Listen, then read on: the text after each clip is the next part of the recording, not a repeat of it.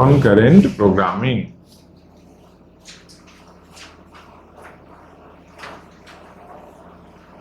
इसमें क्या होगा?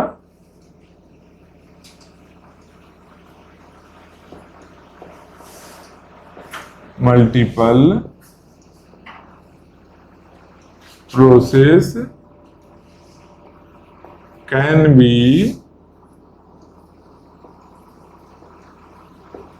scheduled parallelly on two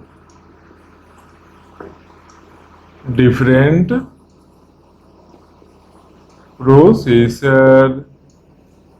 यही ना है? मल्टीपल प्रोसेस को शेड्यूल कर सकते हैं, कोई जरूरी नहीं है कि हमेशा ही कर देंगे, हमेशा पॉसिबल नहीं होगा। हाँ, एक पॉसिबिलिटी है कि वो दोनों में कोई स्पेसिफिक रिलेशन नहीं होगा तो मल्टीपल प्रोसेस को शेड्यूल कर सकते हैं हम लोग। इसमें क्या क्या देखेंगे? दो तरीके के प्रोसेस का एग्जीक्यूशन ऑर्डर हुआ ना। एक प्रोसेस है, मान लो P1, एक P2 है। इसका कितना तरीके का एग्जीक्यूशन सीक्वेंस हो सकता है? P1 और P2 दो प्रोसेस है, क्या क्या पॉसिबल है इसमें? इसमें एक पॉसिबल है क्या कि पहले P1 एग्जीक्यूट करे, उसके बाद P2 एग्जीक्यूट करे। एक ए पॉसिबिलिटी है। दूसरा पॉसिबिलिटी क्या है?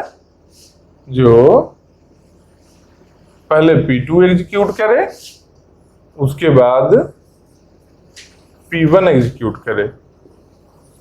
ये सेकेंड पॉसिबिलिटी है। तीसरा पॉसिबिलिटी क्या है? जो P1 भी करे और P2 भी करे, पैरेलली करे, एक साथ दोनों कर जाए। तो क्या क्या पॉसिबिलिटी हो गया? ए फर्स्ट, ए सेकेंड और ए थर्ड पॉसिबिलिटी है। तो क्या P1 के बाद P2 आएगा, इसमें P2 के बाद P1 आएगा, इसमें P1 अपना रन करेगा और P2 अपना रन करेगा। किसी को एक दूसरे से कोई लेना देना ही नहीं है, कोई लेना देना नहीं है। इसका मतलब क्या रहा होगा? इसका मतलब सिंपल जानो, कोई मतलब जब नहीं है, कुछ भी नहीं फर्क पड़ रहा है, तो ये दोनों जो भी डेटा आइटम में रीड और राइट कर रहा होगा, किसी वेरिएबल को एक्सेस करने का मतलब क्या होता है? कुछ डेटा रिट्रीव कर रहे हैं या फिर डेटा को स्टोर कर रहे हैं। तो रिट्रीव करना मतलब क्या हुआ? रीड करना। स्टोर करना मतलब क्या हुआ? राइट करना। तो ऑपरेशन तो दो ही तरह का बेसिकली है, रीड और राइट। तो मतलब कि एक केस में, थर्ड वाले केस में क्या हो सकता है? थर्ड वाले में read of one intersection read of two equal to क्या रहना चाहिए? 5 रहना चाहिए। और कंडीशन क्या है? Read of one intersection write of two equal to क्या होना चाहिए? 5 होना चाहिए। मतलब कि कॉमन नहीं होना चाहिए। जो डेटा पर रीड और राइट ऑपरेशन हो रहा है वो कॉमन नहीं रहना चाहिए। फिर क्या होगा? और रीड का तो हो गया ना, इसके बाद राइट का लाते हैं।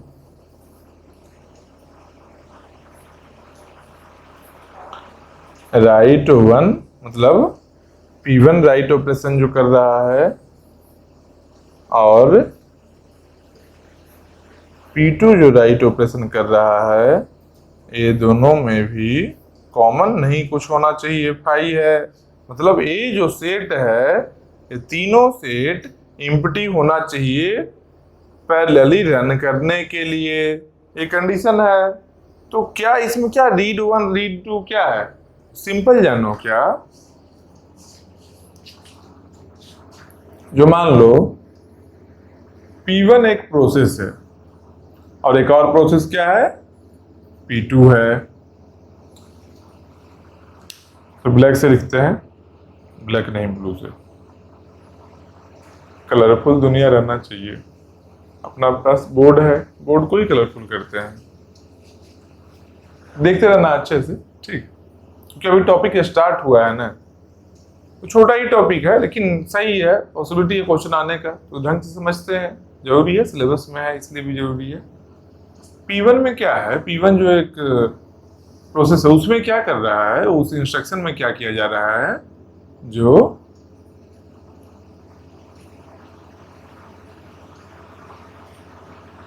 मान लो x equal to y plus z और इसमें r equal to t plus u।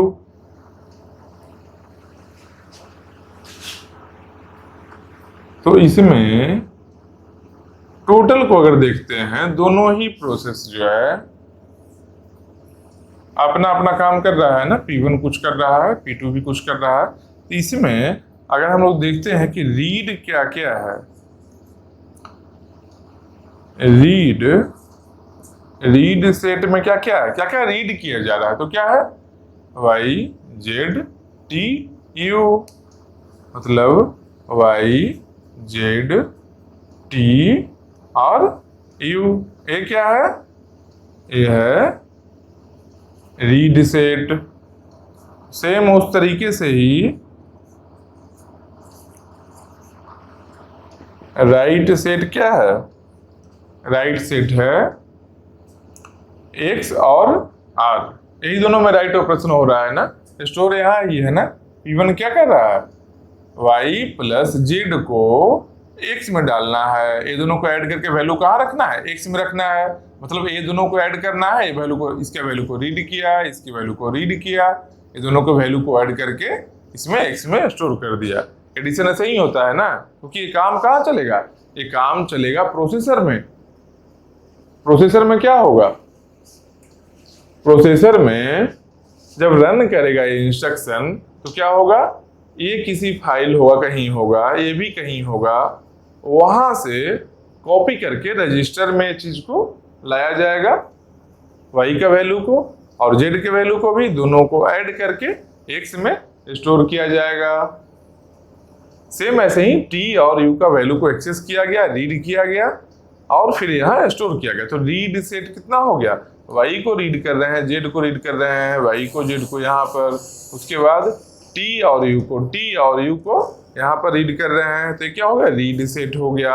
अब राइट सेट देखेंगे, तो राइट सेट में क्या क्या है, राइट में x है और r है, तो यहाँ लिखेंगे x और r। ये क्या है, राइट ऑपरेशन इस पर हो रहा है x में और r में, यही चीज है ना। तो दोनों में कुछ कॉमन है क्या, P1 P2 में ना, तो रीड सेट कॉमन है। देखो x y z यहाँ वेरिएबल यूज हुआ है, r t u यहाँ वेरिएबल यूज हुआ है, कॉमन है क्या, नहीं कॉमन है ना। मतलब इसका जो वैल्यू है इसमें सेटिस्फाई कर गया ना तीनों। दोनों का रीड भी नहीं कॉमन है, एक का रीड दूसरे का राइट में भी कुछ कॉमन नहीं है, और एक का राइट और दूसरे का राइट में भी कुछ कॉमन नहीं है। मतलब ये दोनों प्रोसेस को पैरेलली रन हम लोग करवा सकते हैं। तो एक और केस लेते हैं, क्या, एक और केस लेते हैं जहां पर डिपेंडेंसी हो। देखो क्या डिपेंडेंसी हो सकता है, मान लो P1 P2 तो यहाँ है ना, तो एक लेते हैं P3 और P4, तो यहाँ लिखते हैं D equal to E plus F। P4 में क्या लिखते हैं, P4 में लिखते हैं, मान लो S equal to D plus G. हो गया, लिख लिए ना। अब दोनों में राइट सेट क्या होगा? राइट सेट अगर दोनों का देखेंगे, दोनों का राइट सेट अगर देखना है, रीड सेट राइट सेट यहां लिखते हैं दोनों का, तो राइट सेट में क्या होगा? डी और एस को राइट किया जा रहा है, डी और एस को राइट किया जा रहा है। सेम उस तरीके से रीड सेट क्या होगा? दोनों रीड क्या कर रहा है? ई और एफ, ई और एफ, यहां पर डी और जी, डी जी। तो यहां पर देखो, हम लोग चेक करेंगे कि तीनों कंडीशन सेटिस्फाई हुआ या नहीं हुआ। तो रीड ऑफ 1 रीड ऑफ 2 में फाई है, मतलब कुछ कॉमन तो नहीं है। ए क्या रीड कर रहा है? ई और एफ। ए क्या रीड कर रहा है? डी और जी। दोनों अलग अलग चीज को रीड कर रहा है, कोई चीज कॉमन नहीं है, मतलब पहला सेटिस्फाइड है। इसको टिक लगा लेते हैं। फिर एक का रीड दूसरे का राइट में तो कुछ कॉमन नहीं है, तो देखते हैं क्या। ई और एफ यहाँ रीड कर रहा है, यहाँ राइट एस कर रहा है, तब तो कॉमन नहीं है। दूसरी साइड से देखते हैं, डी राइट कर रहा है, यहाँ पर डी और जी को रीड कर रहा है, मतलब इसका राइट और इसका रीड कॉमन है ना। देखो, डी पहले राइट होगा तभी तो डी यहाँ रीड करेगा, डिपेंडेंसी है ना। मतलब क्या? रीड और राइट सेटिस्फाई नहीं कर रहा है। इसका मतलब क्या हो गया? अब ए प्रोसेस डिपेंडेंट हो गया है। जब तक P3 राइट नहीं करेगा, P4 नहीं एग्जीक्यूट हो सकता है। मतलब क्या है? ए कैसे रन करेगा? अब ए इस तरीके से रन करेगा, P3, इसके बाद क्या होगा? P4 इसी सीक्वेंस में रन करेगा। समझ रहे हो क्यों? क्योंकि रीड और राइट फाई नहीं था, मतलब कुछ कॉमन एग्जिस्टेंस है। क्या है? P3 जिस डेटा आइटम को राइट कर रहा है, उस डेटा आइटम को P4 रीड कर रहा है। तो मान लो P3 के पहले अगर P4 को कर लेंगे, P4 अगर पहले कर लेते तो क्या होता? D का जो अपडेटेड वैल्यू है, P3 जो राइट किया है, ये दोनों को ऐड करके D में राइट किया है, इस वैल्यू को P4 एक्सेस नहीं कर पाता। क्यों नहीं कर पाता? क्योंकि P4 पहले ही एग्जीक्यूट करे, P3 का नाम भी नहीं है वहां पर। P3 से पहले अगर एग्जीक्यूट किया P4, उसमें P3 है ही नहीं, P3 का एग्जिस्टेंस ही नहीं है। तो P3 का D का वैल्यू क्या रीड करेगा? P4 है जो D का क्या वैल्यू रीड करेगा? जो पहले कोई और प्रोसेस रन किया होगा, क्योंकि मेमोरी लोकेट कहीं ना कहीं हुआ होगा। डी क्या है? मेमोरी ब्लॉक है, कोई फाइल है, कोई फोल्डर है, कहीं ना कहीं एक स्टोरेज स्पेस बना हुआ है जो मेमोरी में ही है। या तो इसका वैल्यू 0 रहा होगा, या तो कुछ और वैल्यू होगा जो कोई और प्रोसेस को पहले कभी ना कभी तो यूज हुआ होगा ना वो मेमोरी ब्लॉक। जो मेमोरी ब्लॉक है डी के लिए, मान लो डी के लिए कोई मेमोरी ब्लॉक है जहां पर डी स्टोर था, ये मेमोरी ब्लॉक किसी और प्रोसेस को कभी न कभी एलोकेट किया गया होगा ना, अलॉट हुआ होगा ना, वो यहाँ ऑपरेशन करके कुछ डेटा स्टोर किया होगा। तो वही डेटा को ये P4 है जो रीड करेगा। मतलब वो डेटा क्या है? P4 के लिए गार्बेज है। गार्बेज तो किसको कहते हैं? यूजलेस जो वैल्यू है। यूजलेस वैल्यू यहाँ पर क्या है? मेमोरी में यूजलेस वैल्यू वही है जो कोई और प्रोसेस जिससे कोई लेना देना नहीं है वो अपडेट करके चला गया है, और अभी तक उसी का वैल्यू आ रहा है। तो इसके लिए तरीका है, प्रोग्रामिंग में है ऑप्शन कि जब हम लोग डी किसी और को एलोकेट करेंगे तो 0 करके भी कर सकते हैं, मतलब इनिशियली ही 0 रहे, या फिर कुछ पर्टिकुलर कंडीशन इंपोज करें कि कंपाइल के बाद में वो 0 हो जाए। जो भी चीज है प्रोग्रामिंग में देखेंगे, डेटा स्ट्रक्चर एंड प्रोग्रामिंग में इस सारा चीज को हम डिटेल में देखेंगे। अभी बस देखना है कि रीड ऑपरेशन और राइट ऑपरेशन कैसे किया जा रहा है, डिपेंडेंट है कि नहीं है। तो समझ में आ गया ना ये डिपेंडेंसी कैसे जरूरी है। उसी तरीके से मान लो P4 का राइट है, मान लो यहाँ पर एस कर दें तो क्या हो गया? P4 जो राइट कर रहा है, जो रीड कर रहा है, यहाँ डी नहीं, यहाँ पर मान लो एक्स हो गया, यहाँ पर एक्स है, डी नहीं है, यहाँ एक्स है, ये डिपेंडेंसी खत्म हो गया ना, ये नहीं रहा हो, यहाँ पर एक्स है तो क्या होगा, यहाँ एस है और यहाँ भी एस है, मतलब क्या है, P4 जो राइट कर रहा है वो P3 रीड कर रहा है, लेकिन सेम मेमोरी ब्लॉक को P4 से पहले ही रीड कर रहा है, मतलब P3 के बाद में ही P4 को होना है। क्यों, अगर P4 के बाद में P3 होगा तो प्रॉब्लम क्या होगा, P3 है जो S का ओल्ड वैल्यू को ले रहा है, पुराना वैल्यू को एक्सेस करना चाह रहा है, जबकि अगर P4 के बाद में P3 शेड्यूल करेंगे तो P4 जो अपडेट किया है S में वैल्यू, उस वैल्यू को P3 ले लेगा, जो कि चाहिए ही नहीं, प्रोग्राम नहीं बोल रहा है हम लोग करने के लिए। तो इसीलिए सीक्वेंस इंपॉर्टेंट है प्रोसेस को शेड्यूल करने के लिए। तो कैसे कैसे करेंगे, इसको क्या बोलते हैं, ये जो ऐसे P3 के बाद P4 एरो लगा है, इसको क्या बोलते हैं, इसको बोलते हैं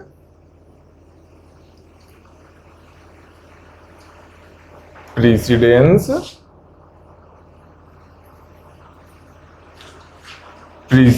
ग्राफ। ये जो सबको P3 के बाद P4 आया, ये P1 P2 ऐसे चल रहा है, P1 के बाद P2, ये सब जितना ब्लॉक में बना है ना, ये सब ब्लॉक में बना है, ये नहीं तो कंडीशन है चेकिंग के लिए, ये जो ब्लॉक में बना है प्रोसेस के लिए, उस सबको बोलते हैं प्रेसिडेंस ग्राफ। तो यहाँ पर हम लोग क्या देखेंगे, कुछ प्रोसेस एक के बाद एक एग्जीक्यूट हो रहा होगा सीक्वेंशियल ऑर्डर में, कुछ प्रोसेस पैरेलली एग्जीक्यूट हो रहा होगा। तो देखेंगे कि इसके लिए प्रेसिडेंस ग्राफ कैसे कैसे बनाया जाता है।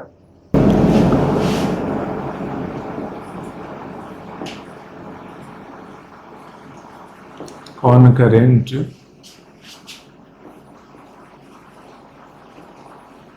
प्रोग्रामिंग,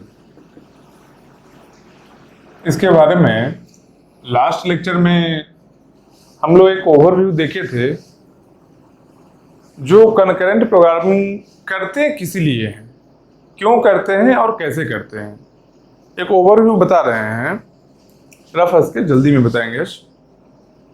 कनकरेंट प्रोग्रामिंग का मतलब क्या होता है कि जो प्रोसेस है, अगर एक ऐसा केस रहे कि पैरेलल में रन करे, एक क्या है, जैसे हम लोग पहले पढ़े थे सीपीयू शेड्यूलिंग में, ये चीज देखे थे क्या, जो रेडी स्टेट है, रनिंग है, और एक लास्ट में टर्मिनेटेड या कंप्लीटेड बोलो, और आईओ वेट। तो यहाँ क्या हम लोग देखे थे कि सिस्टम में जब प्रोग्राम आया, प्रोसेस बना, मतलब क्या, क्रिएट हुआ, एलटीएस क्रिएट किया था, इसके बाद रेडी स्टेट से हम लोग कहाँ गए थे, रनिंग में गए थे ना। तो रनिंग का क्या था, स्पेसिफिकेशंस क्या था इसका, रनिंग स्टेट जो था, रनिंग से कंप्लीट होगा तो टर्मिनेट हो जाएगा, फिर आईओ वेट का वो जो साइकिल चलता है वो रहेगा, प्रीएम्पशन मान लो है, प्रीम्प्ट होगा, सारा एरो हो गया। तो केवल इस स्टेट के बारे में, केवल ए स्टेट जो रनिंग स्टेट है, मतलब ये क्या है, ये है हम लोग का एक्चुअल सीपीयू, मतलब प्रोसेसर। ये प्रोसेसर क्या है, जितना भी इंस्ट्रक्शन एग्जीक्यूट होगा एग्जैक्टली, प्रोग्राम है, माइक्रो प्रोग्राम है, माइक्रो इंस्ट्रक्शन लेवल पर एग्जीक्यूशन जो होगा वो होगा रनिंग स्टेट में ही। बस टाइम में देखे थे हम लोग। तो यहाँ पर कुछ और भी बताए थे ना, जो रनिंग स्टेट में कितना प्रोसेस रह सकता है एक साथ में, बताया था ना, एक ही प्रोसेस रहेगा, क्योंकि प्रोसेसर है एक टाइम में एक ही प्रोसेस को सर्व कर सकता है, फास्टली करे, स्लोली करे, जो भी चीज हो, और ये फास्टली स्लोली भी नहीं करेगा। ये क्या है, इसका यूनिट टाइम है, मतलब क्या, कुछ भी पार्टिकुलर यूनिट है, आई यूनिट टाइम मान लो है, आई यूनिट टाइम, तब ए किसी भी माइक्रो इंस्ट्रक्शन को, किसी भी, कुछ भी प्रोग्राम लिखो, कुछ भी करवाओ सिस्टम से, किसी भी माइक्रो इंस्ट्रक्शन को आई यूनिट टाइम में ही करेगा, ये फिक्स है। तो कितना है, बहुत छोटा है, मतलब माइक्रो सेकेंड से छोटा उसके लेवल का, बहुत ही छोटा। तो इतना जल्दी प्रोसेसर एक यूनिट टाइम में एक माइक्रो इंस्ट्रक्शन को कंप्लीट करेगा। तो बोलो अलग अलग प्रोग्राम को रन करने के लिए क्यों ज्यादा और कम टाइम लगा? मान लो एक प्रोसेस था, P1 था वीडियो एडिटिंग का, और P2 प्रोसेस है, P2 है जो बस एक MP3 सॉन्ग चला रहे हैं सॉन्ग के लिए। कुछ भी रहे, म्यूजिक प्लेयर टाइप का कुछ ऐप है, इसके वीडियो एडिटिंग के लिए भी एक ऐप है। मान लो कुछ भी मान लेते हैं, फिल्मोरा है जिससे वीडियो एडिटिंग होता है। इसको रन करवाए, ये दोनों को रन करवाएंगे। तो इसमें क्या हम लोग नोटिस करेंगे कि ये जब रन करता है सॉन्ग, ये बहुत ही फास्टर रन करता है, लेकिन वीडियो एडिटर है जो स्लोअर है, कंपैरेटिव स्लोअर है, सेम प्रोसेसर पर कंपैरेटिवली बहुत ही स्लो होगा। तो बोलो क्यों होगा? यहां तो माइक्रो इंस्ट्रक्शन को एग्जीक्यूट करने के लिए सेम यूनिट टाइम लग रहा है, ये बात पक्का है, ये गारंटी हम बता भी रहे हैं और होता भी ऐसा एक्चुअली है। लेकिन तो उसी रनिंग स्टेट में दोनों ही प्रोसेस अपने अपने टाइम में अपने अपने बर्स्ट टाइम को कंप्लीट करेगा। सीपीयू टाइम को कंप्लीट जब करेगा, मतलब एग्जीक्यूट जब होगा, तो एक को कम लग रहा है टाइम, एक को ज्यादा लग रहा है। क्यों? क्योंकि ये सब क्या है? प्रोसेस है ना। प्रोसेस मतलब कुछ वर्क है, कोड है, कोड एग्जीक्यूट हो रहा था ना, मतलब क्या है? कोड है। इसके लिए भी क्या है? एक अपना कोड है, कुछ भी कोडिंग है जो रन करवा रहे हैं। तो यहां पर नंबर ऑफ माइक्रो इंस्ट्रक्शन मान लो k है, और यहां पर नंबर ऑफ माइक्रो इंस्ट्रक्शन मान लो p है। p नहीं q मानते हैं, मान लो आई जे कहीं और लिए थे, q मानते हैं। तो एक बात जान लो क्या, q very very greater than k। q का वैल्यू बहुत ज्यादा है, मतलब नंबर ऑफ माइक्रो इंस्ट्रक्शन बहुत ज्यादा है q के लिए। एक माइक्रो इंस्ट्रक्शन का टाइम सेम ही लग रहा था, प्रोसेसर के पास में कोई मतलब नहीं है, कुछ भी प्रोसेस हो रहा है, इसके पास में फिक्स्ड नंबर ऑफ माइक्रो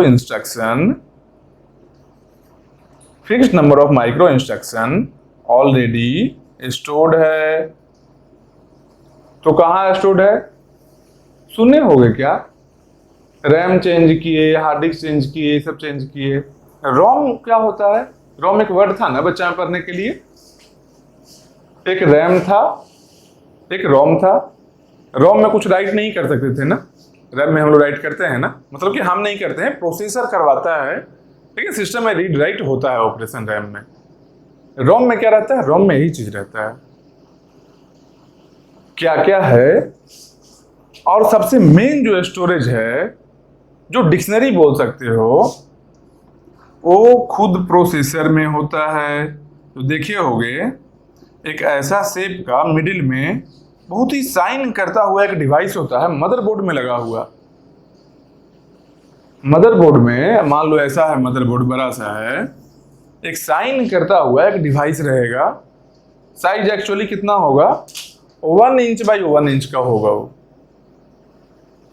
माने 1 बाई 1 इंच का होगा, उसका ऐसे रेक्टेंगुलर में लगा रहता है। उसके आसपास में थोड़ा और स्पेस रहेगा, देखोगे बहुत सारा ऐसा सर्किट ड्रॉन है। तो यहां ही प्रोसेस होता है, और जो माइक्रो इंस्ट्रक्शन है जो सब यहां स्टोर्ड है। तो इसलिए क्या काम करवा रहे हो? P1 प्रोसेसर, P2 है, P10 है, कुछ भी प्रोसेस हो, जब उसको माइक्रो इंस्ट्रक्शन में ब्रेक करते हैं हम लोग, तो कहीं ना कहीं यहां से ही रहेगा। ठीक उसी तरीके से जिस तरीके से हम लोग 50 आदमी हैं, मान लो एक लेटर लिखना है, हो सकता है 50 आदमी 50 तरीके से लेटर लिख ले, लेकिन एक डिक्शनरी है जिसमें सब वर्ड से स्टोरेज है, इंग्लिश में जितना वर्ड है सारा वर्ड यहाँ स्टोर्ड है, इसके बाहर नहीं जाएगा। 1,00,000 आदमी 1,00,000 तरीके से लिख सकता है यहाँ पर, लेकिन क्योंकि वर्ड्स का अलग अलग कॉम्बिनेशन, कितना कॉम्बिनेशन होगा, तो मान लो एक वर्ड है ऐसा, एक सेंटेंस है जिसमें 5 वर्ड है, 5 वर्ड है, तो कितना तरीके से अरेंज कर सकते हैं इसको, 5 फैक्टोरियल वेज में अरेंज कर सकते हैं ना इसको। लेकिन हाँ, सब वैलिड इंग्लिश का सेंटेंस नहीं है, तो गलत या सही कुछ भी लेंगे तो 5 फैक्टोरियल के लिए एक सेंटेंस में रहा। फिर जितना सेंटेंस है सबका 5 फैक्टोरियल, मान लो n सेंटेंस है तो कितना हुआ, n फैक्टोरियल इंटू 5 फैक्टोरियल। तो कितना कॉम्बिनेशन है, लेकिन डिक्शनरी यही है। तो कितना वर्ड से बना, 5n वर्ड्स से n factorial into 5 factorial number of sentence, number of types of letter create हो सकता है। लेकिन ये कहीं ना कहीं इसका सबसेट है ना, इसका वर्ड प्रॉपर सबसेट है ना, इसमें सब वर्ड को यूज भी नहीं किया गया होगा, कुछ वर्ड्स को। तो प्रॉपर सबसेट क्या होता है, मतलब जो भी यहाँ लिखा हुआ है उससे कम, थोड़ा कम, तो कुछ चीज रह जाए, मतलब रिमेनिंग। तो इस तरीके से ही प्रोसेसर क्या है, प्रोसेसर है जो एक डिक्शनरी यहाँ पर है, जो भी माइक्रो इंस्ट्रक्शन है पूरे इंस्ट्रक्शन को वो रखे रहता है। मतलब क्या, मान लो कहीं से हम लोग करते हैं, कुछ कॉपी करना है, P है Q है, Q से कुछ P में कॉपी करना है, तो हम लोग क्या करेंगे, कॉपी करेंगे, सीधा कॉपी होना शुरू हो जाएगा, हम लोग को दिखता है कॉपी हो रहा है। लेकिन लोड नाम का एक कमांड है, एक माइक्रो इंस्ट्रक्शन है जो बार बार पूरे चीज को लोड कर रहा है, कॉपी कर रहा है। फिर हम लोग देखते हैं उसके स्पीड को, कॉपी में क्या होता है, ऐसे स्पीड चलते रहेगा, देखिए कॉपी हो रहा है इस स्पीड से, तो ये बहुत ही फास्ट चल रहा है लोडिंग का काम, मल्टीपल टाइम्स लोडिंग किया गया है। तो ये क्या हुआ, प्रोसेसर को तो हम लोग देख लिए, लेकिन इसका एक ड्रॉबैक क्या था, एक ड्रॉबैक ये था कि एक प्रोसेसर में किसी पर्टिकुलर टाइम में, किसी इंस्टेंट ऑफ टाइम में सिंगल प्रोसेस ही रन कर सकता है। मतलब क्या, सिंगल इंस्ट्रक्शन ही रन कर सकता है। क्यों, डिक्शनरी तो है लेकिन एक बार में एक ही इंस्ट्रक्शन को रन करेगा ना, तो एक बार में एक ही इंस्ट्रक्शन यहाँ इंप्लीमेंट होगा, एग्जीक्यूट होगा। मतलब क्या, एक टाइम में एक प्रोसेस को होना है। हमको क्या था, स्टार्टिंग याद करो, जब ये दोनों बताए थे, ये दोनों प्रोसेस है, ये दोनों प्रोसेस है, रन कर रहा है, तो दोनों पैरेलल में अगर रन कर रहा है, हम बोल रहे हैं क्या यहाँ पर, एक प्रोसेसर में एक ही प्रोसेस रन करेगा एक टाइम में। यहाँ पर हम पैरेलल का बात कर रहे हैं, कॉन्करेंट, देखो ये वर्ड है कॉन्करेंट, एक साथ, तो पैरेलल रनिंग का बात कर रहे हैं। इसका मतलब क्या हुआ कि जरूर वो सिस्टम में greater than equal to 2 processor रहा होगा जहां ये रन करेगा। क्यों, एक में इसका इंस्ट्रक्शन को रन करवाए, एक में इसका करवाए, मिनिमम 2 तो चाहिए ही। इसका मतलब क्या है, 2 प्रोसेसर का मतलब क्या हुआ, मल्टी प्रोसेसर सिस्टम। मतलब क्या, मल्टी प्रोसेसर सिस्टम में ही ये पॉसिबल है कॉन्करेंट प्रोग्रामिंग। रियल में मल्टी प्रोसेसर सिस्टम में ही ये होगा।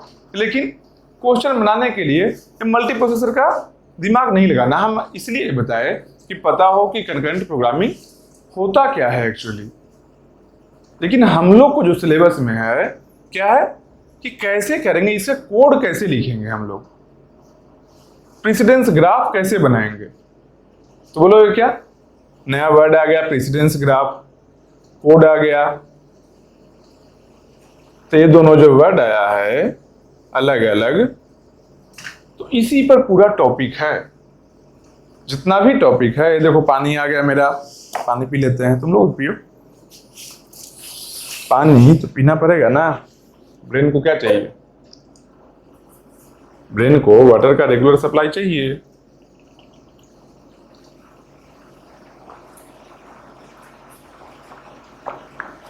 लेकिन तुम लोग के पास पहले से पानी रखा होगा, मेरे पास में भैया को याद नहीं है। कैमरा वाले भैया का कॉल आते रहता है, बिजी होते हैं, उनका शादी हो गया है ना, बिजी होते हैं थोड़ा। चलो फिर तो मिलवाएंगे कैमरा वाले भैया से, सब लोग से मिलवाएंगे, पूरी टीम से। अभी सेमिनार करेंगे ना, उसमें सब लोग आएंगे और हम लोग भी मिलेंगे, बात करेंगे, डिस्कशन करेंगे, जो भी चीज़ है अच्छा लगेगा। और पढ़ाई तो अपनी जगह चल ही रहा है। चलो फिर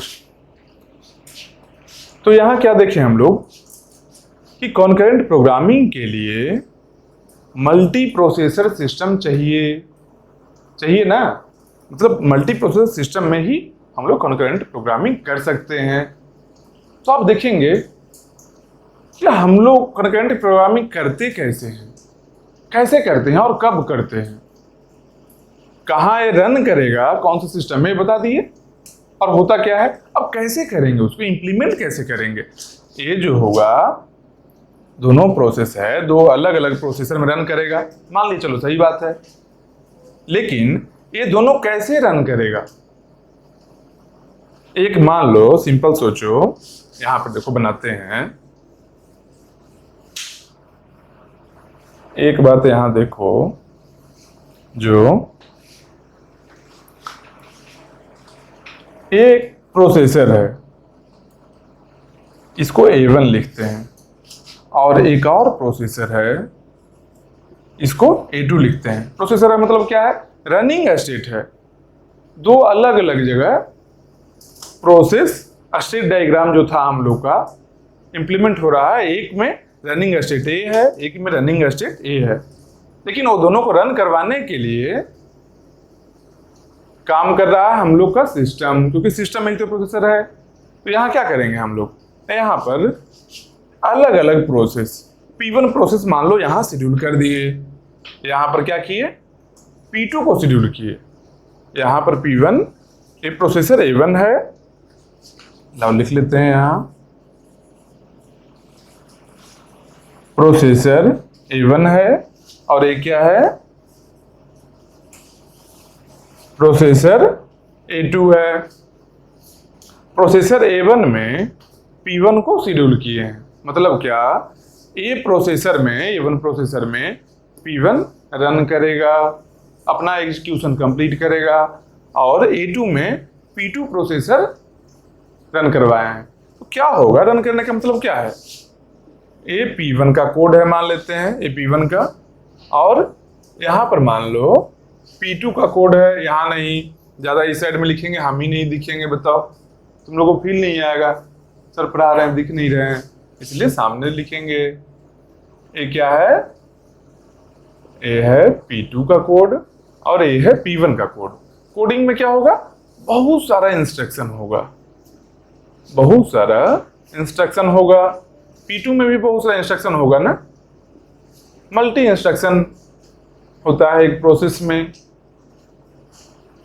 तो यहां पर क्या हम लोग करेंगे कि मान लो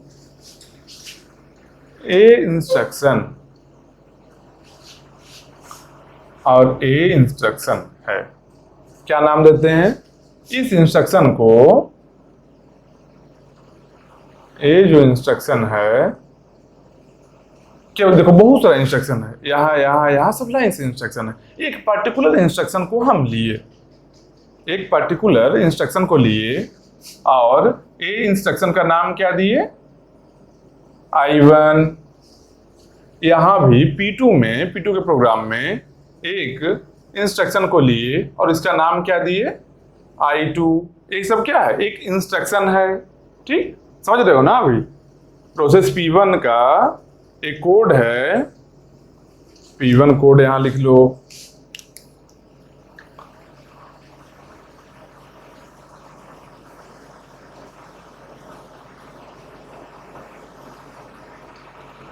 यहाँ पर P1 कोड, यहाँ पर क्या, P2 कोड। ये P1 का कोड है, P2 का कोड है। P1 के एक पर्टिकुलर इंस्ट्रक्शन को हम लोग नाम दिए I1, मान लो ये इंस्ट्रक्शन I1 है। P2 के एक पर्टिकुलर इंस्ट्रक्शन को हम लोग नाम दिए क्या, I2। अब देखो क्या होगा, इसके आगे का खेल क्या होने वाला देखते हैं हम लोग। देखो प्रोसेसर लिखा हुआ मिट गया, फिर से लिख देंगे। टेंशन क्यों लेते हो? टेंशन तो नहीं लेना है, पढ़ाई करना है।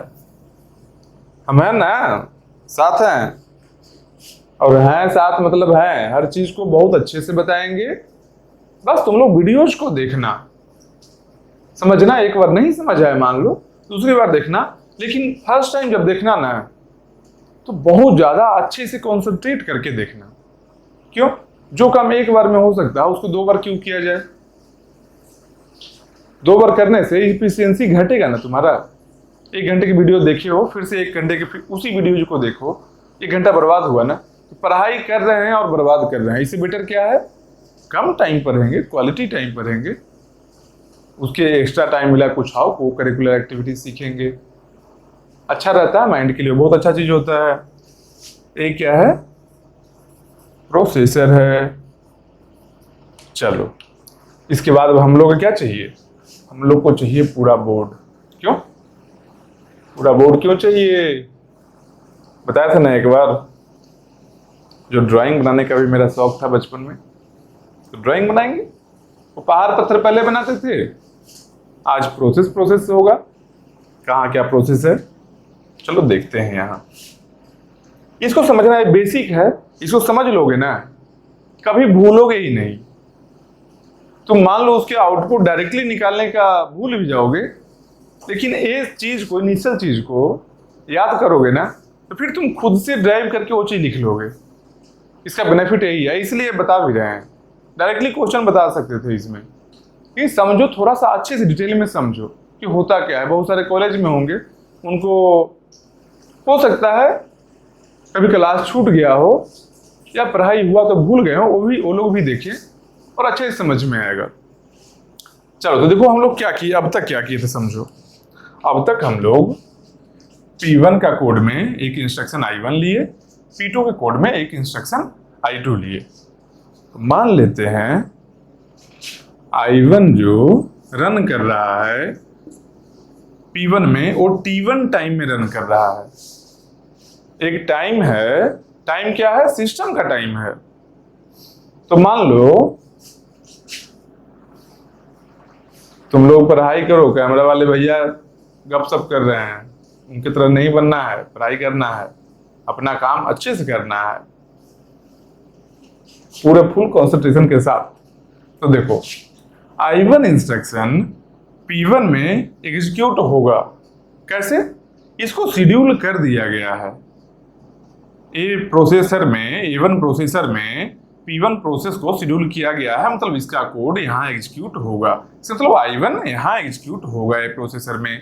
मान लो ये एग्जीक्यूशन जो था, ये इंस्ट्रक्शन जब एग्जीक्यूट हो रहा था उस समय टाइम था T1, और I2 जब एग्जीक्यूट हो रहा था तो टाइम था T2। तो T1 और T2 में कोई रिलेशन है क्या?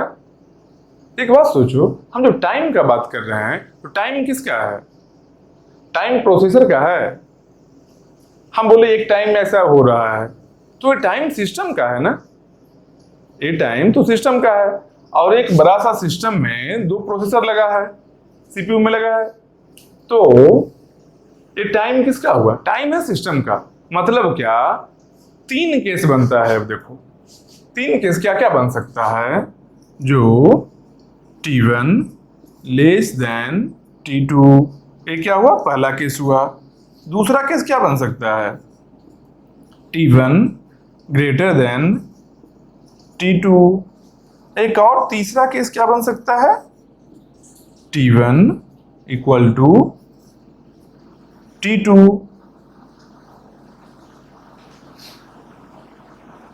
T1 इक्वल टू T2, ये क्या है? ये 3 केस पॉसिबल है जब इंस्ट्रक्शन T1 I1 है जो T1 टाइम में एग्जीक्यूट हो, और I2 T2 टाइम में। ये 3 ही केस पॉसिबल है। तो अब हम लोग देखेंगे एक और बात, देखो याद करो कि इंस्ट्रक्शन है क्या। अब हम इंस्ट्रक्शन को लिख रहे हैं, ठीक? इसके आउटलाइन को समझे हो ना, ये तीनों केस है ना, ये तीनों केस है। अब हम इंस्ट्रक्शन को लिख रहे हैं, और इंस्ट्रक्शन को देखो क्या हम लिख रहे हैं। तो I1 चलो रेड से ही लिखते हैं। यहां पर क्या लिखे, I1 इंस्ट्रक्शन को हम लोग लिखे। क्या है I1? I1 जो ये है क्या है, मान लो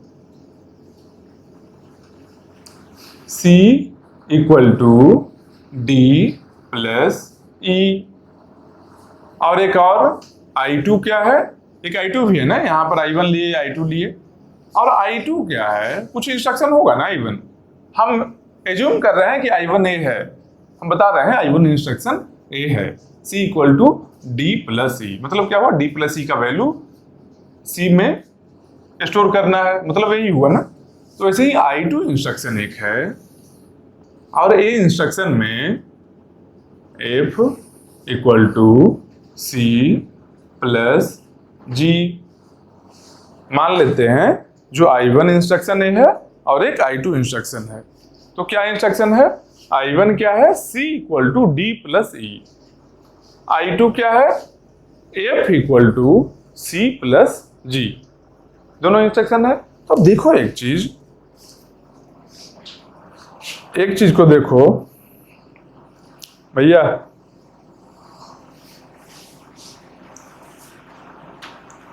एक सेकेंड देखिए,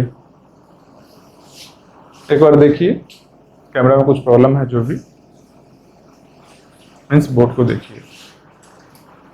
तो ये क्या है, I1 इंस्ट्रक्शन है, एक I2 इंस्ट्रक्शन है, ये दोनों इंस्ट्रक्शन को क्या कर रहे हैं, एग्जीक्यूट जो हो रहा है अलग अलग प्रोसेसर में हो रहा है, अलग अलग टाइम में भी हो रहा है, एक T1 टाइम में, एक T2 टाइम में। तो इसके टाइमिंग को भी हम लोग लिखते हैं, क्या, T1 टाइम किसका है, I1 का है, और T2 टाइम किसका है, T1 टाइम I1 का है, T2 टाइम है जो I2 का है।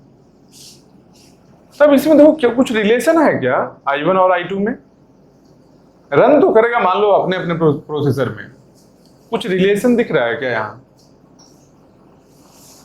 ये क्या रिलेशन हो सकता है, देखो इसमें I1 में एक चीज नोटिस करो, I1 क्या है, C equal to D plus E, चलो अच्छा बात है, कोई दिक्कत नहीं। यहाँ I2 में जब जाएंगे तो क्या है, F equal to C plus G।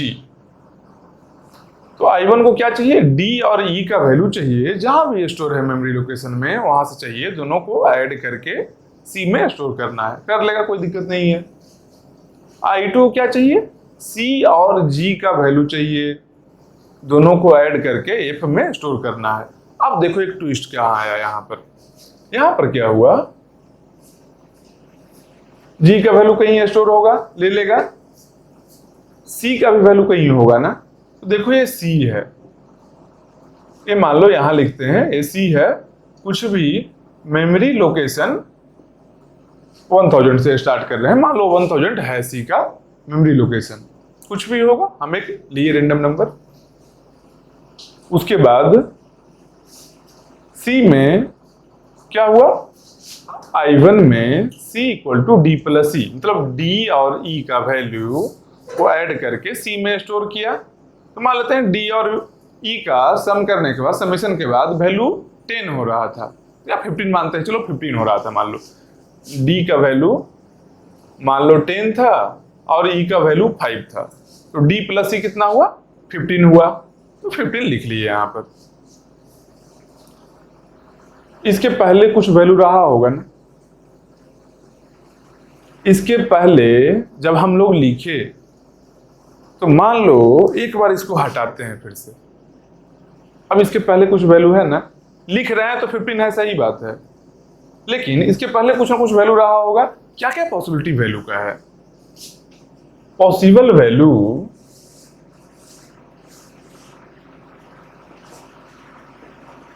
Possible initial value क्या क्या हो सकता है, एक हो सकता है क्या, सेम मेमोरी इस इंस्ट्रक्शन के पहले किसी और प्रोसेस के कोड में, किसी इंस्ट्रक्शन में, इस मेमोरी में कुछ और स्टोर किया गया होगा। क्यों, सिस्टम तो बहुत दिन से चल रहा है, दिन भर वहां काम हो रहा, सेम मेमोरी तो सेम ही है ना। मेमोरी कहाँ है, सी कहाँ पर है, सी कहाँ है, सी है रैम में, सी रैम में है ना। रैम में दिन भर तो डेटा ही कॉपी हो रहा है कहीं ना कहीं से, मतलब कि ये मेमोरी किसी और को असाइंड होगा, किसी और प्रोसेस को, उसके इंस्ट्रक्शन में वहां अगर राइट ऑपरेशन हो, कभी ना कभी तो राइट ऑपरेशन हुआ होगा, तो राइट हुआ होगा जब, तो यहां मान लो कुछ वैल्यू है जो हम लोग को नहीं पता है। क्या हो सकता है, कुछ भी हो सकता है, मतलब -∞ टू +∞ एग्जिस्ट नहीं करता। मान लेते हैं कुछ बहुत छोटा नंबर या बहुत बड़ा नंबर, इसके लिए लिए है इन्फिनिटी, कुछ भी वैल्यू हम लोग को नहीं पता है, लेकिन उसको क्या मानेंगे, जो हम लोग के काम का नहीं है उसको हम लोग क्या बोलते हैं, बिना काम के चीज को क्या बोलते हो तुम, पूरा कचरा, पूरा कचरा ही ना, डस्ट, डस्टबिन। तो इसके वैल्यू को हम लोग मानेंगे गार्बेज। जो गार्बेज वैल्यू है, कुछ है वैल्यू लेकिन मेरे यूज का नहीं है, मेरे यूज का इन सेंस क्या, ये इंस्ट्रक्शन है इसकी यूज का नहीं है, इसके यूज का नहीं है।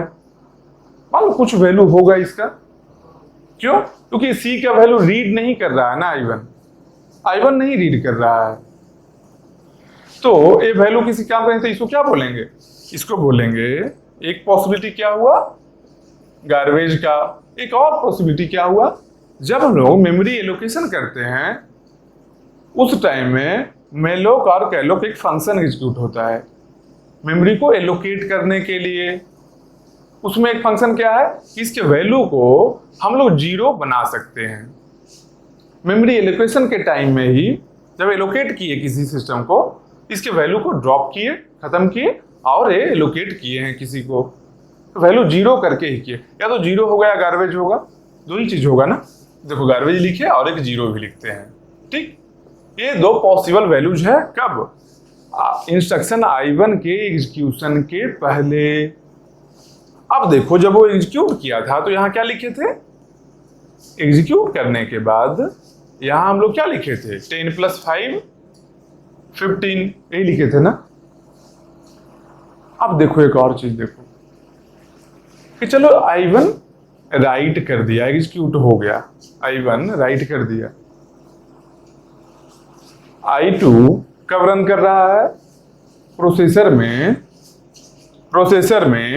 I1 है ये T1 टाइम रन कर रहा है और I2 T2 टाइम रन कर रहा है।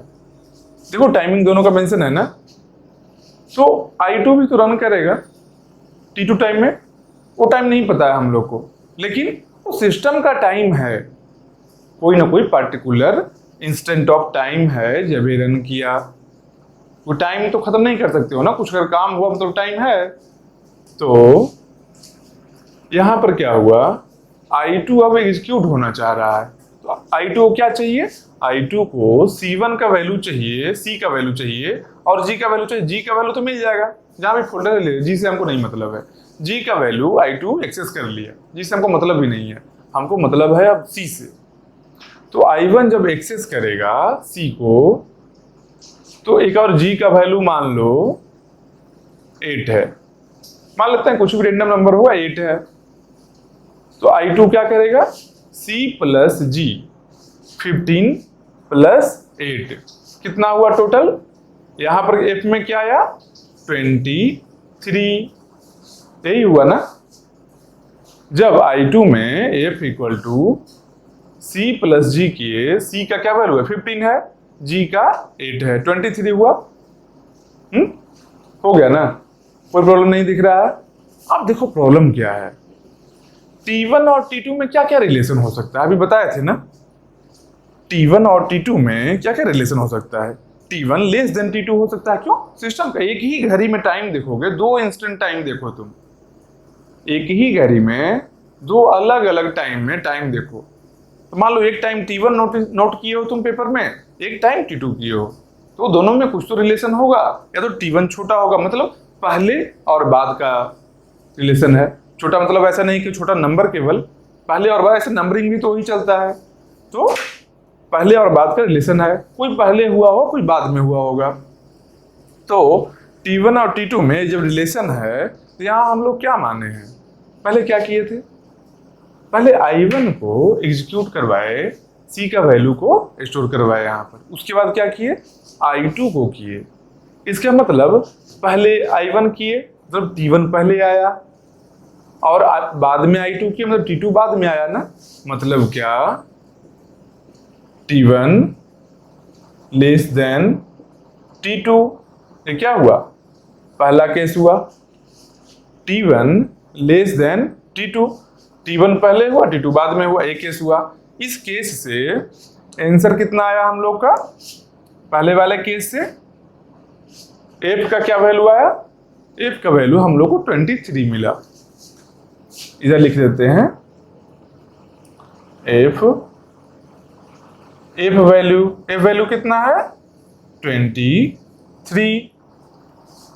अगर केस 1 लेते हैं, T1 लेस देन T2 लेते हैं, तब का बात कर रहे हैं।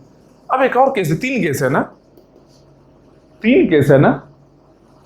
तो अब देखते हैं क्या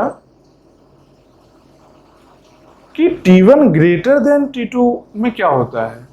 तो देखो T1 ग्रेटर देन T2 का मतलब क्या हुआ, समझो कि T1 ज्यादा बड़ा है, यही है ना, T1 ग्रेटर देन T2, तो T1 ज्यादा बड़ा है, T2 छोटा है। जो छोटा है वो टाइम पहले आया, घड़ी में वो टाइम पहले आया, मतलब सिस्टम में, सिस्टम के पास भी तो वॉच है, तो टाइम देखते हैं सिस्टम में, तो वहां पे तो टाइम शो करता है ना, तो पहले आया डेट के हिसाब से, या सिंपल एक दिन में ही अगर एग्जीक्यूट हुआ दोनों, या मान लो अलग अलग डे में हुआ, तो डेट तो है ना, तो एक टाइम पहले तो आया, ये बात पक्का है। तो अगर दूसरे केस को हम लोग लेते हैं, दूसरे केस को जब लेते हैं तो क्या है, T1 ग्रेटर देन T2, दूसरे केस का। इसका मतलब क्या है, पहले I2 हो रहा है एग्जीक्यूट, उसके बाद I1 हो रहा है ना। पहले क्या हुआ, I2, क्यों, T2 छोटा है। अब देखो क्या होगा, ध्यान देना, बस एक ही पॉइंट है, आराम से सुन लेना एक बार, कभी नहीं भूलोगे। तो अब फिर से करना है ना, वैल्यू को हम लोग हटाते हैं यहां से। चलो इस वैल्यू को हम लोग हटा लिए। पहले क्या था, इनिशियल वैल्यू क्या मिला था हम लोग को, या तो गार्बेज मिला या तो 0 मिला, दो वैल्यू पॉसिबल था। पहले क्या कर रहे हैं हम लोग, T2 कर रहे हैं ना, T2 टाइम आया है ना पहले, मतलब I2 इंस्ट्रक्शन करना है ना एग्जीक्यूट, तो हम लोग I2 को करेंगे। G का वैल्यू कितना है, G का वैल्यू 8 है। अब C का वैल्यू लेना है, एक्सेस करना है। C का वैल्यू क्या है, या तो G है गार्बेज, या तो 0 है। मान लो 0 लेते हैं, तो क्या हुआ, 8 + 0 = F। 8 + 0 कितना हुआ, 8 हुआ ना। अब इसके आंसर को लिखते हैं 8। F का वैल्यू 8 आया ना, एक केस लिए, कुछ और आया। अब इसके बाद मान लो इसका वैल्यू देखो 8 आ गया, उसके बाद यहाँ क्या होगा, यहाँ पर सही होगा। अब जाकर मान लो I2 को करेंगे, तो I2 क्या करेगा, I2 क्या करेगा, C में राइट ऑपरेशन करेगा, और ये वैल्यू लिखिएगा कितना, 10 + 5 15। I2 लिख लिया, चलो। तो I2 में तो सही आया है, लेकिन मतलब I1 में तो सही आया है, जो I1 यहाँ लिखा बाद में, लेकिन I2 जो पहले एग्जीक्यूट हुआ था उसका वैल्यू चेंज हो गया ना, चेंज हुआ ना। तुम ही बताओ, कोई काम तुम करवा रहे हो सिस्टम से, कोई काम सिस्टम से करवा रहे हो, किसी आदमी से ही करवा रहे हो, चलो सिस्टम छोड़ो, सेम इंस्ट्रक्शन तुम दिए हो। मतलब एक इंस्ट्रक्शन क्या होता है, मान लो दूध लाना है, अपने छोटे भाई को बोल दिए हो, जाओ दूध लेकर आ जाओ, सुबह 8 बजे हो गया, दूध लेकर चला आया। और 12 बजे तुम उसको बोले हो, जाओ दूध ले आओ, चाय बनाना है, वो दही लेकर चला आया। तो सेम बात तुम बोले हो, इंस्ट्रक्शन सेम है ना। I2 का इंस्ट्रक्शन को हम चेंज किए हैं, देखो पहले भी यही रन करवाए थे, बाद में भी यही करवाए हैं। एक बार क्या है, एक बार इसको मान लो, ये क्या है, दूध है, मिल्क है, मान लेते हैं ये मिल्क है। यहाँ क्या लाया, 12 बजे क्या लाया, कर्ड लाया। तुम क्या करोगे, घर में पिटने का डर नहीं है अगर तुमको, तुम उसको पीटोगे छोटे भाई को, क्यों, वो गलती किया कुछ, दिन में सुबह में दूध लाया, शाम को दही लाया, बताओ। तो सिस्टम से तुम यही करवाना चाह रहे हो ना। अगर सिस्टम डायरेक्टली ऐसे रन करे, उसको पता नहीं होगा कि T1 पहले आना है, T2 बाद में आना है, ये दोनों का डिफरेंस जब तक तुम नहीं उसको क्लियरिफाई करोगे तब तक क्या करेगा सिस्टम? कोई भी सीक्वेंस रन कर सकता है, या तो ये पहले या ये पहले, यही करेगा ना। तो उस ड्यूरेशन में और बोलोगे क्या, अच्छा थर्ड वाला केस में क्या होगा, थर्ड में इक्वल होगा तो देखो क्या होगा। अभी मेमोरी लोकेशन सेम है ना, प्रोसेसर मान लो एक साथ ही कर रहा है, एक क्या कर रहा है, एक एक्सेस करना चाह रहा है। एक्सेस कौन कर रहा है, इसका वैल्यू को लेना कौन चाहता है, I2 लेना चाहता है। हाँ, I1 क्या करना चाहता है, स्टोर करना चाहता है। मतलब I1 ये I1 है, स्टोर करना चाह रहा है वैल्यू, और ये I2 है जो वैल्यू को रिट्रीव करना चाह रहा है, उसे लेना चाह रहा है, लोड करना चाह रहा है, कहीं और कॉपी करना चाह रहा है उसके वैल्यू को। तो बोलोगे कि जब दोनों एक साथ होगा तब क्या होगा, तीसरा केस वही है ना। तो तुम कितना भी एक साथ करो, एक साथ तुम प्रोसेसर को रन करवा सकते हो, इंस्ट्रक्शन को तुम रन करने के लिए रनिंग स्टेट दोनों में अलॉट कर सकते हो। दोनों इंस्ट्रक्शन रनिंग स्टेट में आ चुका है, रन कर रहा है दोनों ही। लेकिन सी क्या है, सी क्या है, प्रोसेसर है। प्रोसेसर को तुम रन करवाए हो ना, सी क्या है, प्रोसेसर नहीं है। तब तुम सी को बोल रहे हो एक ही टाइम में एक डेटा लेना है, तुमको एक डेटा देना है, जबकि सी एक मेमोरी का सेल है और उस मेमोरी सेल में एक पिन लगा होता है।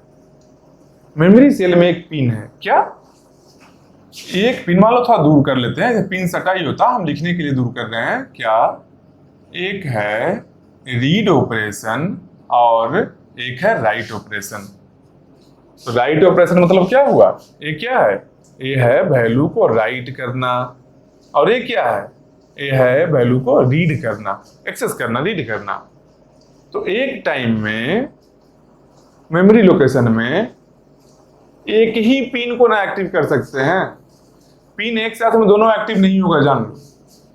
प्रोसेसर कमांड दे रहा है, लेकिन मेमोरी का पिन एक साथ में रीड और राइट दोनों एक्टिव नहीं हो सकता है। क्यों, एक एक्टिव लो पर रहता है, एक एक्टिव हाई पर रहता है। मतलब रीड है जो एक्टिव हाई में होता है, राइट है जो एक्टिव लो में होता है। एक्टिव लो का मतलब क्या हुआ, 0, इसका मतलब क्या हुआ, 1। मतलब ये डिफरेंस है दोनों में। तो एक टाइम में कोई एक ही कर सकते हो ना, ये ऑपरेशन तो एक ही होगा। तो प्रोसेसर भले ही तुम चलाए हो, लेकिन इसके हिसाब से अगर टाइमिंग देखा जाए तो फिर तो T1 ज्यादा कम हो ना गया, कोई ना एक पहले तो हुआ ना, एक पहले कोई ना कोई हुआ, एक बाद में हुआ, प्रॉब्लम सॉल्व हो गया ना। फिर से यही केस ना आ गया। इक्वल वाला भी जब लास्ट टाइम में लास्ट इंस्टेंट इसका बचा था यहाँ मेमोरी पर एक्शन लेने का, तब क्या हुआ, या तो रीड हुआ या तो राइट हुआ एक टाइम में। तो यही दोनों में लाई किया ना, मतलब क्या है, मेन वेरिएशन यही दोनों का है। समझ रहे हो ना बात को। तो ऐसा नहीं होना चाहिए। तो इसके लिए क्या करेंगे हम लोग, इसके लिए हम लोग सिस्टम को बताएंगे क्या कि देखो बात ऐसा है, हमको चाहिए दूध, और नहीं जो आया दूध, तो हम उसको, दूध अगर नहीं आया है तो हम उस आंसर को इनवैलिड समझेंगे। प्रोसेसर क्या बोलेगा, ठीक है तो बता दो, दूध चाहिए ना। प्रोसेसर क्या समझेगा, अच्छा दूध का मतलब ये वैल्यू, ये वैल्यू कैसे करना है, ये वैल्यू पहले I1 को करना है। देखो T1 लेस देन पहले I1 करो फिर I2 करो। मतलब क्या, इसका इनडायरेक्ट मतलब क्या है, I1 एक प्रोसेस है, इसके बाद में I2 एक प्रोसेस है, I1 के बाद I2 हो रहा है, I1 के बाद I2 हो रहा है, तभी ये रिजल्ट मिलेगा। तुम फिक्स किया हो कि यही रिजल्ट चाहिए, सेम रिजल्ट चाहिए। कभी भी हम सेम ऑपरेशन को, सेम माइक्रो इंस्ट्रक्शन को एग्जीक्यूट करें तो इसमें क्या होगा, सीक्वेंस क्या बनाया गया है, जो I1 पहले होगा I2 बाद में होगा। इसको क्या बोलते हैं? तो इसको बोलते हैं, इसके लिए एक वर्ड है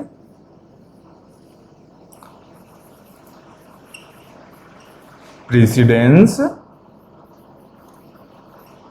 ग्राफ। इसके लिए वर्ड क्या है? Precedence graph.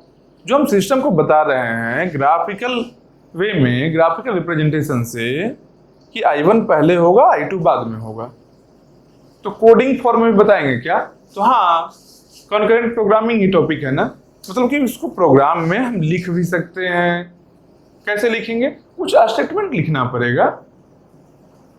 कैसे स्टेटमेंट हम लोग लिखेंगे? मान लो, लिखने का तरीका क्या है वो बता रहे हैं।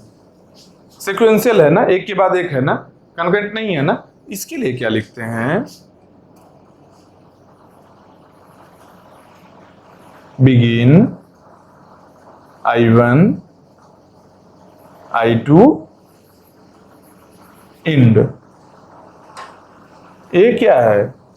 ए इसके इस प्रेसिडेंस ग्राफ का प्रोग्रामिंग फॉर्मेट है। तो ये कब हुआ? जब I1 I2 से पहले एग्जीक्यूट करना है। क्यों पहले करना है? क्योंकि आउटपुट पार्टिकुलर चाहिए। ठीक, अभी तो समझ गए हो ना? एक बात समझ गए हो ना? थोड़ा सा चेंज कर रहे हैं, ध्यान देना, बस थोड़ा सा चेंज करेंगे और इसको अच्छे से सुनना। सी है ना यहाँ पर, I2 क्या था? F equal to C plus G, मतलब C और G के वैल्यू को ऐड करके F में स्टोर कर रहे थे। यही था ना? हम लोग क्या करेंगे? C को हटा देंगे। C क्या था? ऑपरेशन में कोई मेमोरी था ना, हम C मेमोरी को लेंगे ही नहीं। हम मान लो इसको कोई और पेन से बनाते हैं, चलो ब्लैक से बनाते हैं। इसको मान लो हम लोग G लेते, अच्छा G तो है ना, हम लोग H लेते हैं। अब देखो क्या होगा, C equal to D plus E, D plus E C में स्टोर हो जाएगा। F में क्या है? H प्लस G F में स्टोर होगा। कुछ कॉमन है क्या? देखो H अलग जगह है, इसको I1 से नहीं मतलब है, G इसको भी I1 से नहीं मतलब है। मतलब क्या? सेपरेट है, कोई मतलब ही नहीं है I1 से। मतलब पहले हो या पीछे हो कोई फर्क नहीं पड़ता है। मतलब ए वाले case T1 less than T2 रहे या T1 ग्रेटर देन T2 रहे, कोई फर्क नहीं पड़ता है। क्यों? क्योंकि दोनों इंस्ट्रक्शन में कुछ सिमिलर है ही नहीं। ये कंफ्यूजन कब आया था? सोचो, ये इसीलिए आया था ना, सी के वैल्यू को ही लेकर हो रहा था ना।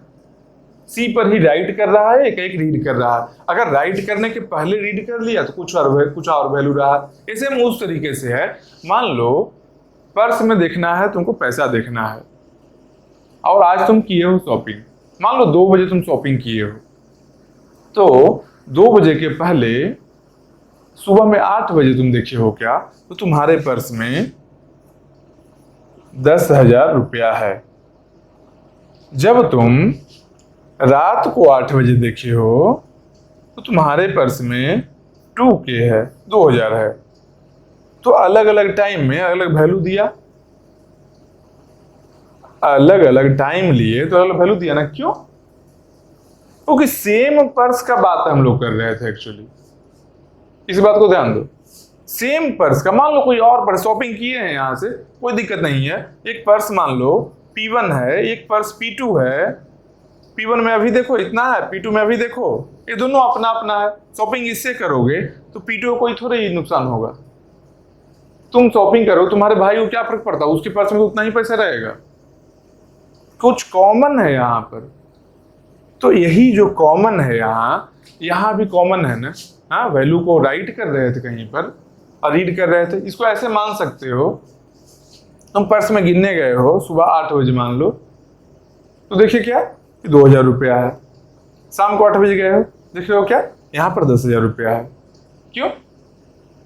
8,000 रुपया तुम्हारे पापा दिए कि लो खर्च के लिए रखो। मान लो दिए थे 12 बजे, तो अगर तुम 11:30 में रीड करोगे तब 2,000 रीड होगा, लेकिन 12:30 में रीड करोगे तो 10,000 होगा। दो अलग अलग टाइमिंग में चेंज हो गया ना वैल्यू। सेम उसी तरीके से, चाहे इसमें अब यहाँ क्या किए, इस केस में अभी क्या किए, हम लोग पापा के पैसा को पर्स में ऐड किए, मतलब स्टोर करके रीड करवा रहे हैं, कुछ उसमें एक्स्ट्रा डाल रहे हैं। और शॉपिंग वाले में क्या था, कुछ उसमें से निकाल रहे थे, सेम जगह से, सेम लोकेशन था। तो वही यहाँ देखो सी था कॉमन, इसलिए वैल्यू चेंज हुआ था ना। एच है तो क्यों चेंज होगा, एच का देखो मान लो वैल्यू 4 लेते हैं, तो सी में 10 + 5 हमेशा ही होगा, और एफ के लिए 8 + 4 हमेशा ही होगा। कोई मतलब ही नहीं है। मतलब क्या, ये दोनों में से किसी भी एक केस में इसको डाल सकते हैं हम लोग। अब अगर यहाँ एच रहे तो इसका मतलब क्या हुआ, जो I1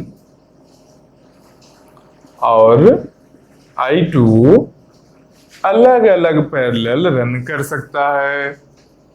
क्यों, कोई भी पहले करे कोई फर्क ही नहीं पड़ रहा, आउटपुट तो सेम ही आएगा ना, आउटपुट सेम रहेगा। यहाँ पर क्या I1 के बाद ही रन करवाना है, एक पर्टिकुलर आउटपुट चाहिए, और कुछ कॉमन था इसमें, यहाँ पर कॉमन नहीं है, कभी भी रन करे कोई फर्क नहीं पड़ता है।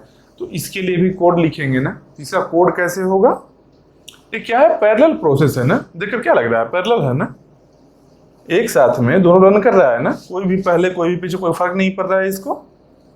मतलब क्या है, यह है पैरेलल, मतलब कॉनकरेंट प्रोसेस। तो इसके लिए क्या कोडिंग होगा, सब रंग का पेन यहाँ पर है, बताओ। अब यहाँ पर ही आता है आर्टिस्ट का दिमाग। हम इस बॉक्स को सेपरेट करेंगे कि और सब में मिले नहीं, क्योंकि आर्टिस्ट तो हम बाय बर्थ थे। चलो तो यहाँ करेंगे क्या, हम लोग कोड को लिखेंगे। तो कोड क्या लिखना है, I1 और I2 का।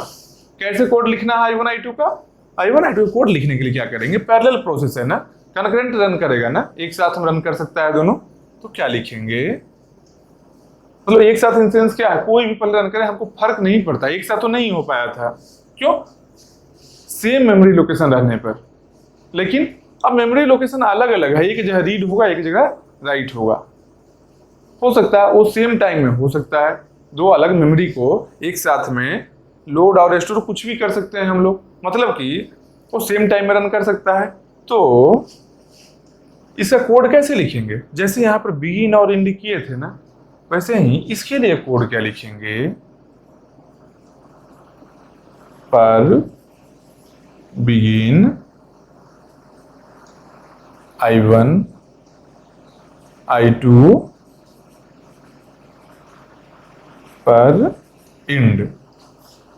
ये क्या है, पैरेलल बता रहा है, पैरेलल बिगिन पैरेलल इंड। मतलब क्या इससे हुआ कि I1 और I2 दोनों पैरेलली रन कर रहा है। बिगिन और एंड के मतलब क्या हुआ, I1 के बाद I2 आ रहा है, समझ रहे हो। तो ये क्या है, ये बॉक्स में क्या है, ये प्रेसिडेंस ग्राफ है, और ये इसका कोड है। ये दोनों बॉक्स, ये है प्रेसिडेंस ग्राफ, ये है कोड, ये है प्रेसिडेंस ग्राफ, ये है कोड। तो हम लोग करना क्या है, हम लोग को इस टॉपिक में यही करना है कि क्यों कर रहे थे, बताना जरूरी था। कैसे करें, स्टार्ट किए। अब इससे और थोड़ा कॉम्प्लिकेट करते हैं इसको, थोड़ा सा आगे चलते हैं एक स्टेप हम लोग। ये हटाते हैं, बेसिक है तो हटाते हैं, बाद में कभी रिवीजन का टाइम रहे और लगे ऐसा कि भूल रहे हो तो नोट्स से रिवाइज करना। रिवीजन तो हमेशा ही करते रहना जरूरी है, क्योंकि पढ़ाई करके भूल गए हो क्या फर्क पड़ता है, पढ़ा हुआ नहीं पढ़ा हुआ बराबर हो गया ना। पढ़ाई किए भूल गए तो बोलोगे तो कोई फायदा नहीं है। हाँ फायदा है, मान लो कभी रिवीजन कर लो, कुछ चीज उसमें से याद रह जाए, कि फिर भी ज्यादा अच्छा आउटपुट के लिए क्या करना होगा, ज्यादा अच्छा आउटपुट के लिए हम लोग को, कैमरा वाले भैया हंस रहे हैं, लगता है जाना है कहीं मिलने। तुम लोग जाते होगे मिलने के लिए, चाय कॉफी कैंटीन कैफेटेरिया। कुछ लोग थोड़ा आगे निकल चुके होंगे, जिनके रूटीन के इर्द गिर्द कहीं क्लब और डिस्को भी आया होगा। हमेशा नहीं, कभी कभी हुआ होगा। सही चीज है, कोई बहुत खराब नहीं है, मैं तो नहीं बोल रहा खराब है, लेकिन हाँ हेल्दी में प्रैक्टिस होना चाहिए जो भी चीज का। ऐसा नहीं है वो क्लब जा रहे हैं तो डेली क्लब ही जा रहे हैं, हेल्दी वे में वीकेंड में कभी गए, कभी कुछ पार्टी किए, कोई दिक्कत नहीं है। लाइफ यही तो है, हर काम को सही तरीके से करना, जो भी काम रहे। पढ़ाई कर रहे हैं, पढ़ाई करेंगे अच्छे से। मूवी देखने जाना है, जाएंगे मूवी ही देखेंगे, मूवी हॉल में बैठकर पढ़ाई के बारे में नहीं सोचना है और पढ़ाई के टाइम में बैठकर मूवी के बारे में नहीं सोचना है। जब दोनों को आइसोलेट कर लिए हो तुम, समझो लाइफ सक्सेसफुल हो गया, तब बोलोगे क्या, ठीक है तो ऐसा करते हैं, दिन भर मूवी देखते हैं और पढ़ाई कभी नहीं करते हैं। कुछ ऐसे लोग मिल जाएंगे जो पढ़ाई सच में नहीं सोचते हैं और हमेशा मूवी ही देखते हैं, तो वो भी सक्सेसफुल किए क्या? नहीं, वो मूवी बस ऐसे ही देख रहे थे। फिर मूवी के बारे में ही सोचकर कुछ और करते, मूवी देखकर कुछ लोग एक्टर बन गए, कुछ और बन सकते थे। एक मूवी को बनाने के लिए बहुत सारा चीज जरूरी होता है, वो कुछ नहीं सीख पाए, वो बस देखते रहे, अपना टाइम समय बर्बाद किए। वैसा नहीं करना है, हिंदी में प्रैक्टिस होना चाहिए। और अभी काम है तुम लोग को पढ़ाई करने का, तो पढ़ाई जरूरी है। तो अच्छा देखो, एक चीज हम बता रहे हैं, हम क्या बनाते हैं, एक प्रेसिडेंस ग्राफ बनाते हैं, ठीक, और उसके कोड को हम लोग लिखेंगे, ठीक ना, थोड़ा बड़ा सा बनाते हैं।